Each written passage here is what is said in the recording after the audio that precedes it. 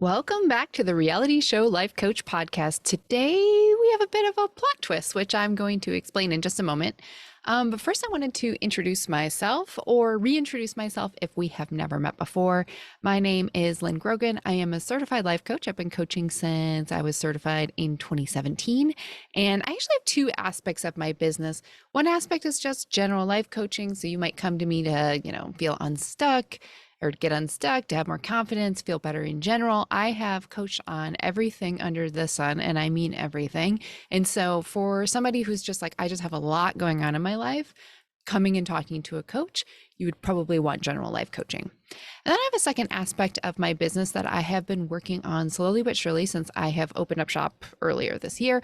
And that is helping people who would identify as having lived like a very conventional lifestyle, maybe the thing that was always expected of them, probably been doing the same thing for the last 20 plus years, move toward an unconventional lifestyle, or maybe even just an unconventional change in their life. So that might be changing careers dramatically from one thing to another, taking a career break, or doing what I do, which is living, full-time in an RV and not having a home base. I have been doing the unconventional thing for, 20 plus years, but in an RV, I set off solo back in 2014, met my husband along the way, and have been more or less traveling like that for the last 10 years. So I kind of know how kind of unhinged you can feel, how you can feel a little bit crazy when you're making those changes and you don't have anybody else in your life that really understands that or can help you through the decision-making process or to feel confident in the process of making those changes. So if you're looking for help with either of those, I will have the link to my website, lynngrogan.com, in the show notes, and you can set up a free consult and we can have a chat. I love to chat to people in general. So even if you're like, I don't know if I'm looking for a coach, but it sounds like you're doing a thing I might want to do, hit me up. Always welcome. You can also find me on Instagram at Lynn Grogan. DM me over there. Totally fine. I'm also going to be having a secondary podcast coming out in the next month or two. Called Courageously Unconventional. I've been starting to record some things for that and really, kind of supporting that second side of the business I was talking about, pivoting from the unconventional or conventional to the unconventional. So I'll announce that here when that becomes available. I've been having so much fun with that, but also so much fun with this podcast. So, all right, on to the plot twist for today. So if you have been listening along, you know that what I usually do is, have a special guest come on the show. And for this week, I had a guest lined up and, 'tis the season. She got sick. She emailed me like well in advance. I could have totally found another guest and super apologetic. She had gotten sick, not something that she, we typically used to doing. So totally understood on that regard, especially, you got to take care of yourself. And then it was kind of like this interesting moment where, when you like do things always the same way, then I was like, in my brain, I was like, okay, let's scramble to find a guest. And again, she let me know with enough notice, I could have found a guest probably within the span of 2 hours, but I had a bit of a pause at that moment. And I thought to myself like, what if I didn't find a guest at all? What would that look like? What would it look like to do a solo show when I usually do, have people come on with me? I have done this before. I ran this podcast back in 2020. I was covering The Bachelor. The Bachelor had dropped a surprise second episode. I did a solo show back then. And, it was like a different experience. So I kind of knew I could do it based on that, but I just wasn't like planning to do it. So that was the first option. And then there was another interesting plot twist here too, where, as I started thinking about this most recent episode of Survivor, which is the show I've been covering for the last couple weeks, going through the whole season of that with my guests, I thought to myself, do I even need to cover Survivor? Which kind of broke, like it was like record scratch, as I considered like, maybe I don't even need to cover the show I've been talking about. And that was a little bit of an opening for me too. So I've been pondering that for the last couple days. And what I decided is that I actually want to talk about a different show today because I can. We make up these rules for ourselves and then we forget that like, hey, we can break the rules if we want to. So I'm going to like break my own rules here. And I actually want to talk about a different show that I have been watching and been kind of obsessed with. It's the Golden Bachelor. So if you're not familiar with this, totally fine. If you haven't watched the show, you don't need to turn off this podcast and go watch it. What I'm going to talk about today is more generalized, and then if you feel intrigued to watch it after I talk about stuff today, um, absolutely you should, because I have been enjoying it, but no need to. I think you can still get a lot of value out of this podcast just by hearing, descriptions as I'll give them and talking about my take on things, from a coaching perspective, what I'm seeing, what I'm learning. So Golden Bachelor is from the Bachelor franchise, which is basically, a dating game show where you have an eligible bachelor and many suitors that want to pursue their hand in marriage.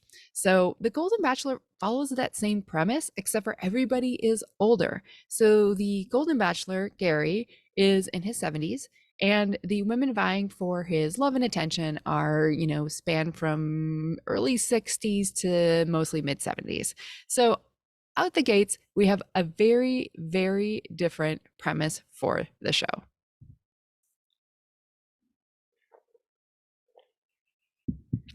So I had actually considered covering this when I heard that they were going to release this alongside another Bachelor franchise show, Bachelor in Paradise. I thought about covering both.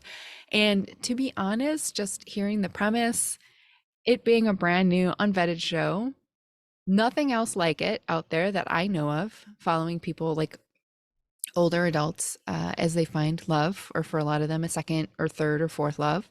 Um, I was skeptical, and I actually out the gates was like, that's going to be really boring. When they introduced the lead, Gerry, I was like, he's kind of goofy, but he also looked a little bit like stodgy. Not even stodgy, just kind of maybe buttoned up. And I have to tell you, like, I was still going to watch, but I was like, I'll cover Survivor instead. I have been completely wrong about it in the best way. I have been loving this season so far. We're about 4 episodes into Golden Bachelor, and it has surpassed all of my expectations and has made me think so much about aging, finding love, grief, hope, all those things, like in a way that has surprised me so much. If you've been following along, maybe you will understand where I'm coming from. Um, from the very first episode, when we meet Gerry, we find out that he is a widower. So his wife Tony died back in 2017. Just sudden bacterial infection. They thought they were going to live their days out in this lake house that they had recently purchased, and pretty quickly, she was gone. They went to emergency room and she never came home.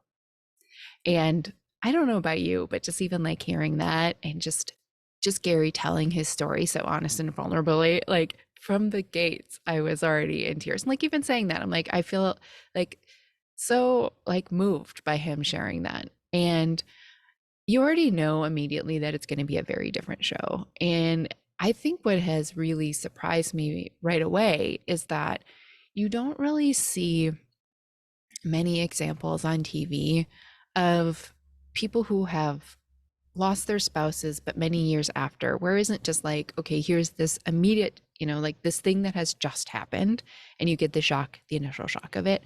I think what has surprised me so much about this show is that you see people at varying stages. A lot of the women on the show have also lost their spouse. And for some of them, it's a few years, some of them, it's several years. And them talking about their experience of loss, I think is such a like healthy perspective, because so often I think there's this idea that like when you lose somebody that you love, that you need to get over it, or there is a span of time where it really hurts and then it doesn't hurt anymore, or that there's supposed to be this particular framework. This could be romantic relationship, this could be maybe a family member, a friend or something, right? Like that we get over it. And that if you have very real emotions about someone in your life that late in the game, that means maybe you're not over it or you're not ready to move on. But even in the show, from just Gerry telling his stories, he's just like, I am ready and my heart is open to find love. But ask me about my wife Tony, and I am going to shed very real tears. So I think it's just healthy from that perspective, is that it's almost, I don't want to say permission given, because we all have permission to do, like to feel our feelings, but I think it just normalizes it. I think that's what I'm looking for here, is that um, just normalizes the experience of grief and loss and what that looks like. And a lot of the times, the premise of the show is, Gerry goes on dates with his, like the other women on the show. And, they often connect through their loss. And it, again, isn't that like, okay, maybe you're not over it, maybe you should be over it. It's just sort of like, yeah, we have both lost and we know what that feels like, and we can connect over this, and we can also be open to starting something romantic and new with each other. So there's just like this level of hope there also that I just really haven't seen on television. um I don't know, and I'm also seeing this at like an interesting point in my life where, for myself and actually a lot of the people that I coach, what's, I don't know, maybe this is just like a human phenomenon. You get to aging and you start thinking about like, oh, what, death and illness is a very real thing for a lot of the people I coach. Family members, older family members, parents or aunts, uncles, grandparents are aging, and maybe you're in charge of taking care of them, or maybe you're just serving them. But the idea of death becomes more real than maybe it was for me in my 20s and 30s. And so just watching and experiencing as an audience member, watching people who have lost their spouses, I mean, it just made me really think about, that happening in my own life. I mean, realistically, myself or my husband, one of us is going to die first. And, that made me just, I don't know, like even right now talking about it, feel emotional about that as a reality. And to just see people on the other side of that, I think is, I don't know, it just brings up a lot. And and just in a way that you just don't see it on TV, because it's not like this dramatic thing that we are now revealing. It's actually just two humans on the screen talking about people that they have lost. So I think even from that regard, just seeing that normalized is healthy and just something we've never seen on TV before. And I think also there's this idea sometimes that you only get like one love. And some of the women on the show have actually talked about this, where as they start to have feelings for Gerry or even consider it, they're just like, wow, I never thought that I would get to feel this way again, kind of that giddy, dating, falling in love energy. And, it almost unlocks or opens a part of yourself that you didn't necessarily know is there. So even from that regard, if you're just looking for examples of that, 100% totally even just watch an episode just to see what it looks like on the screen. There's like this really touching moment. So they go on this group date, Gerry and most of the women on the show, and they're dressing up and doing the cover of these romance novels. And one of the cast members, Nancy, the outfit she lands with is a wedding dress. And she's caught by complete surprise. Like on the show, she says, my rational mind knows that like, my spouse passed away. But she's like, even just putting this dress on reminds me of one of the best days of my life. And so I just think even seeing those, like, yeah, of course. Like, I think sometimes we can be really surprised by our emotions. Like out of the blue, you see something and it reminds you of someone that you have lost in your life, and it can feel really surprising. But honestly, it's very normal. Like it's a very normal experience that if Nancy put on a wedding dress, that she would feel those feelings. So I just thought, like just being able to see that, it's, I don't know, it broadens my perspective for sure. So lots of other themes on the show. I think aging in general, my perspective on aging has changed a lot from just my many years of RVing. You see so many people out in the world, different physical capabilities, but growing up in the Midwest, often the perspective of aging was, the few family members and family friends and community members that you see around. And I think there's this general idea that as you age, you just deteriorate. The best years of your life are over. You don't get another love. Maybe you don't have another career. Maybe, it's kind of like, okay, this is the beginning of the end. And I think that's what's been helpful for me to watch the show too, is that you see, again, people in their 60s to mid to late 70s, absolutely thriving in their adulthood and just seem to be enjoying life um, for whatever their capabilities are. Because I think that's one of the things that kind of I always just had on my mind. It's just like, okay, well, at some point you just lose certain capabilities and you just can't do things, which is absolutely true, but it doesn't mean that you don't pivot and change what you do. So, it's like maybe you're a little bit slower, but you can still do things. Maybe, Gerry, the lead, he has hearing aids. One of the other women on the show also has hearing aids, and they kind of bond over that. But, it's really, there's this hilarious scene where she goes, oh, yeah, when I hear things that I don't want to hear, I just turn the hearing aids down and then tune everybody out. So I think you can have a playful point of view on it as well. But I think that that's also what's been rewarding for me is that seeing this on TV, seeing it out in the wild as I travel, is that it's not necessarily like a beginning of the end. Like we've always been dying since we were born, always. And of course, like when we're in our 20s and 30s, in earlier stages of life, like we have more energy and we have more capabilities, but it doesn't mean that it's over and that you can't be working towards things. If you think about health span throughout your entire life, if you are in 40s, 50s, 60s, you could possibly still have another 40, 50, 60 years left in your life. And so how do you want to age as you go along?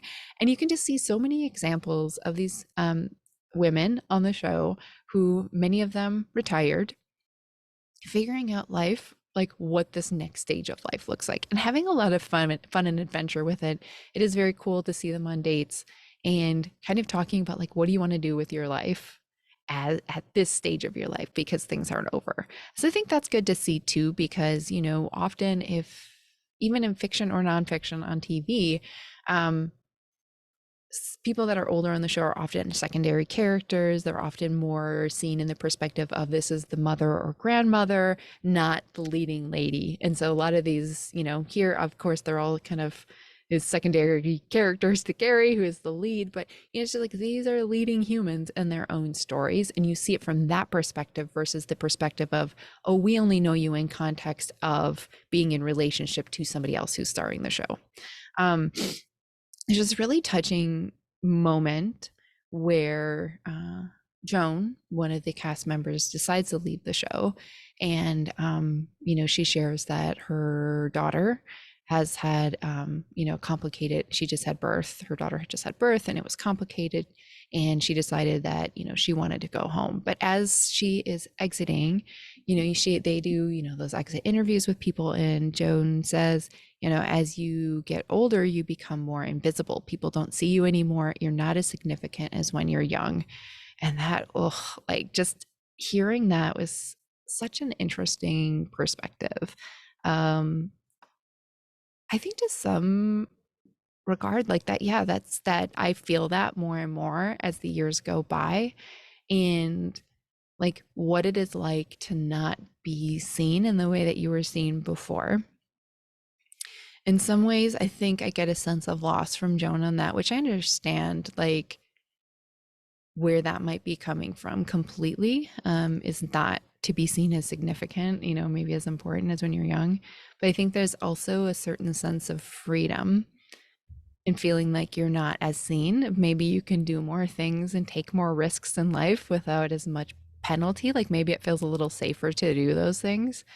So I was thinking about that. I'm like, why do people as they age start to take more risks, right? Like I talk to people all the time, they're like making different decisions with their lives that were very different than before, maybe if they were raising a family and wanted to do the safe thing or the right thing, to work in the career that is, that's going to pay the bills, but maybe not their passion.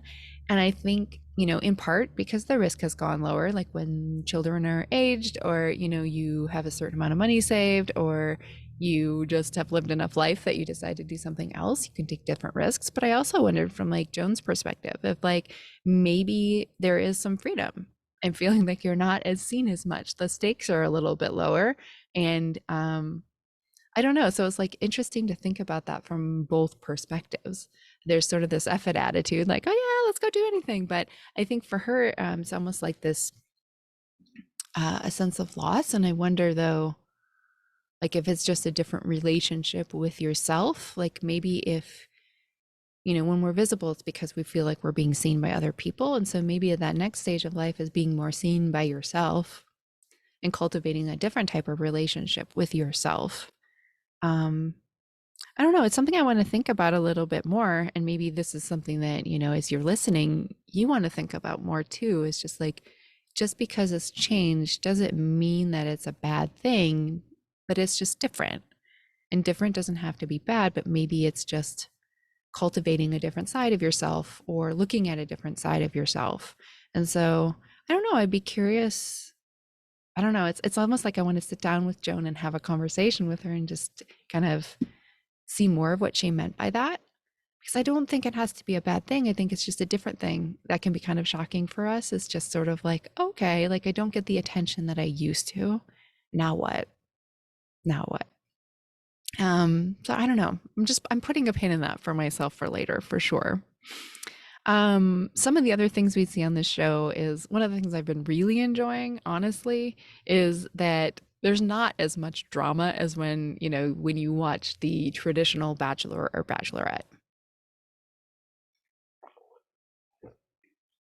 But I will say there is one piece of drama that lingers throughout a few shows, and that's with two of the cast members, Kathy and Teresa.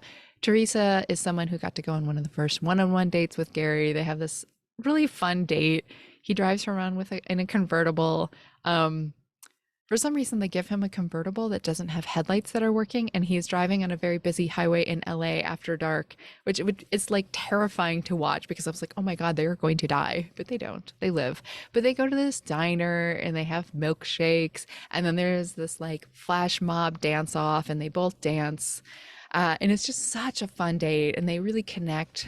They talk about travel and well, I'm sure pickleball came up. That's a theme of the show. And Teresa just has this lovely moment. And again, where she is seeing a different side of herself and she's thinking about like, okay, very hopeful. Maybe I found somebody she really connected with Gerry.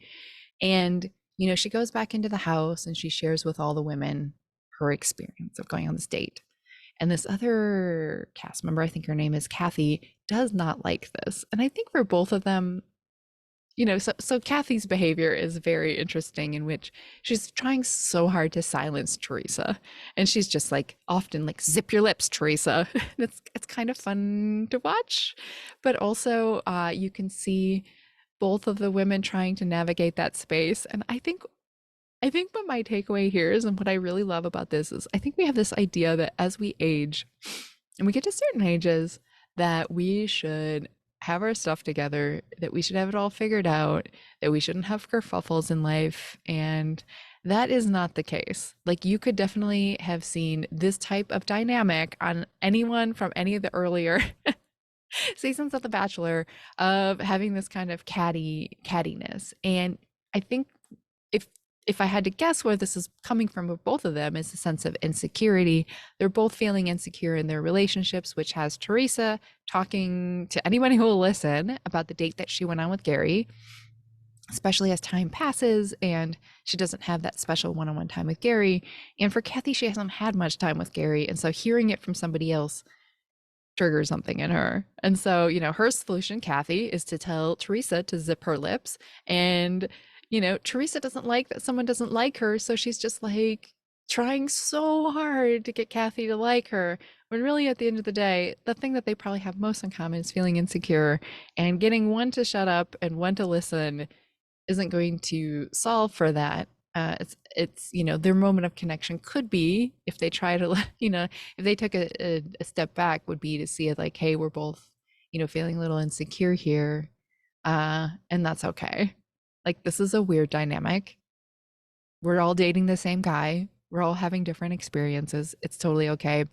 But yeah, I think that we can have this idea that, yeah, we ourselves are supposed to have our stuff together as we get older, and also the older people in our lives. I have been coaching one client on one of her parents, and her parents' behavior in certain situations.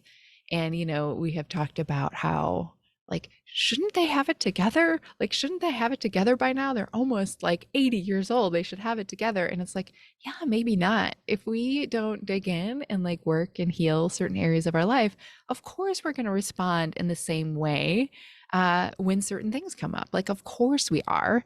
And I won't give too many details on that, that coaching scenario, other than to say, I think one of the blockers there can be that somebody should be different than they are, that because they're of a certain age, they should behave differently than they are behaving. And no, we are all still humans. We are just happen to be a little bit older. We keep aging. Like maybe we're not as reactive as we get older. Maybe we shove it down a little bit more. But again, unless we learn different ways of dealing with things, or maybe healthier ways of dealing with things, we're still going to respond the same way. It doesn't matter if we're 25 or 95 if we haven't worked on that side of things. And it might even be that someone is more stubborn as they get older and they're more in those ways, stuck in those ways.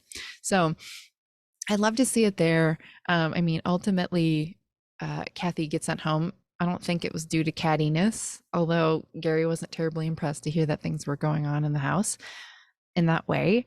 But they just didn't have as much of a connection. And so, but yeah, I would be so curious to know both of their perspectives watching that back, because we don't get to watch camera footage of ourselves behaving the way that we do. I think they both thought they were in the right for how they were behaving, but I think that there was a lot of disconnection happening for both of them at, maybe they were able to see it from a different perspective watching the camera on them. A few other things I wanted to talk about from what I have been seeing. One of the things that I absolutely really love to see is the friendships that are forming in the house. I can't tell you how many people I talk to that are like, it is so hard as adult to form meaningful adult friendships, especially if you don't have work in common, or, a lot of us meet people through school, through going through school or work or other places. And, as adults, we just get busier, and friendships don't happen as naturally as they did when we just had a lot more spare time, or a lot more like just togetherness just based on proximity. And so love to see it in the house is that there are just like the women bonding with each other. I don't know about if this is happening for him, but if I were Gerry, I'd have a little bit of FOMO here, because they are just having so much fun with each other. But in a way that like, I don't, it's almost brings out a yearning. Like, I know that they're all there for love, but I would guess that most of them leave saying it felt really, really good to have friendships, cultivate friendships in this way with the other women in the house. And what I love to see from Gerry's perspective, though, is that he seems so open and like just loving towards these women figuring out their relationships with each other and having each other. Like, I think he would feel truly saddened to learn that that they weren't, if they weren't having that experience in the house. You see on the Bachelor and Bachelorette franchise, a lot of times the lead gets a little bit snippy, like, hey, you're not here to make friends, you're not here to bro down, and you're here for me, so stop having relationships with each other. And Gary's the exact opposite. He is seems so delighted by them all with each other. And I think that is maybe comes from realizing that life is short, and the things that we have is actually just relationships with each other. And my guess is that he is like delighted to see it when he comes over. It also just makes for a good dynamic, because there's often cocktail parties and afternoon barbecues. If you come over and the whole house is tense and nobody's talking to each other, that doesn't feel good. It's not like a conducive environment for you to connect with any other human beings. So just them having so much fun. They have this amazing game of Never Have I Ever. If you don't know what this game is, you basically say something that you never have I ever done something. So, I think, so you see the women sitting around in their little lounge area, and they're like, never have I ever had a threesome. And if you have done the thing, then you, traditionally, I think you do this with drinks. They have ice cream. They had, huge scoops of ice cream. And so it's just really fun to watch. I think it also plays with different ideas of like, sexuality and experiences as you get older. I think there's this idea that, like, as you're older, just like all of that side of you just really shuts down. And they revealed that that is not the case at all. So yeah, so friendships, I feel like in a way that almost makes me feel a little bit hopeful too, because it's been interesting on the road trying to figure out and navigate friendships. And when you see it in this capacity, just so normalized, just like, oh yeah, we're figuring each other out or whatever. I don't know, it just makes me feel a little bit, more inclined to like explore those aspects of my life. So let's see. Maybe the last thing I think is really fascinating here, watching the show, is a lot of the women are moms and mothers of adult children, which is obviously very different than Bachelor and Bachelorette, wherein sometimes once in a while you'll have a cast member who has a child or children at home, but typically they do not. Here most of them do, and it's been fascinating to watch their different perspectives in terms of like just priorities in their roles in their kids' lives as they get older. And what I really appreciate the show has done is to not show one better than the other. So I talked about Joan before leaving to care for her daughter. She makes that decision. She's like, first and foremost, I'm a mom. And if I'm needed to be in my mom role, I'm going to go. I'm going to do that. And then you also see a scene with Sandra, who is just amazing. I love her. But she reveals to Gerry that, my daughter's getting married today and I am not there. And the show allows them to FaceTime and talk to the daughter. And she's not like villainized for it because she isn't there for this milestone. It sounds like she has talked to her daughter ahead of time. Daughter knew she was on the show. They're both pursuing love, her daughter getting married, Sandra pursuing love. But they're not seen as like villainized for choosing different decisions as mothers. You can see like varying aspects there. And I think, just having coached some of my clients through navigating relationships with their adult children is like, there's no rule book there. There's no playbook. It's like, you can see one person, Sandra, choosing like, I'm going to go on my journey. I'm supportive from afar. And then you see Joan making the call like, yeah, I should be home for this. Neither one is right or wrong. Neither person's a villain. It's just a decision that they made.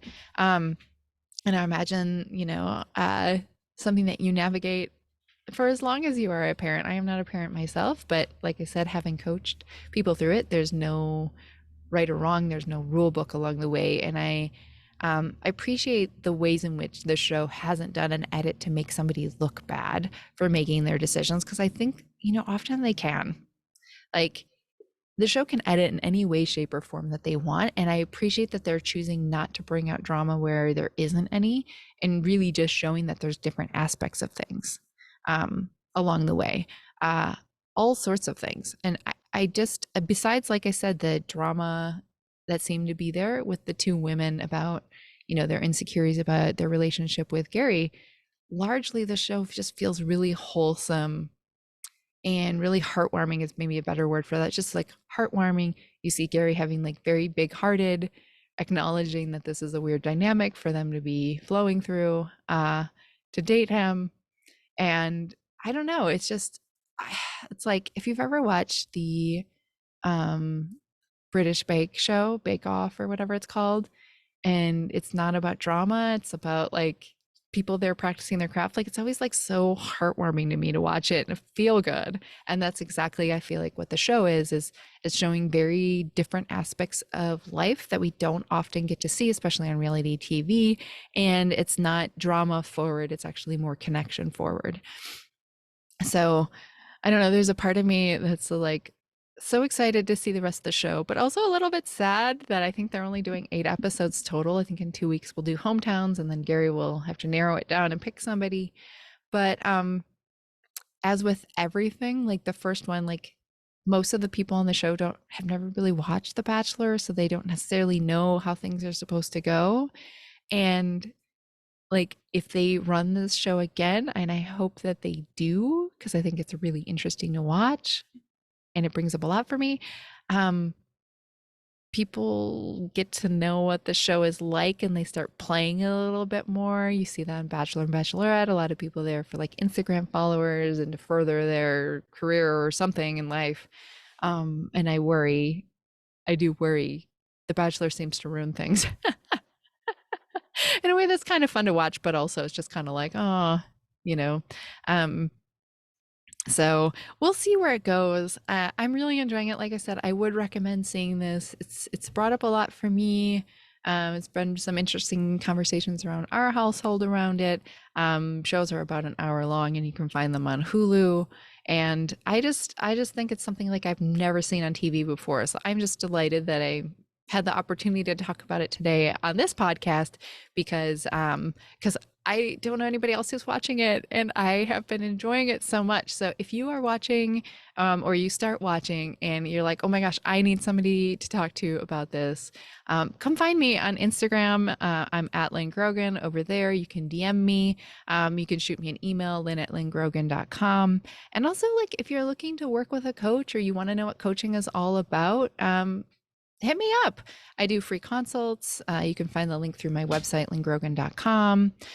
Or again, you can DM me on Instagram. I'm very friendly. I am a not scary person to reach out to. I love talking to the humans, and yeah, thanks for joining me today on this unconventional version of the show.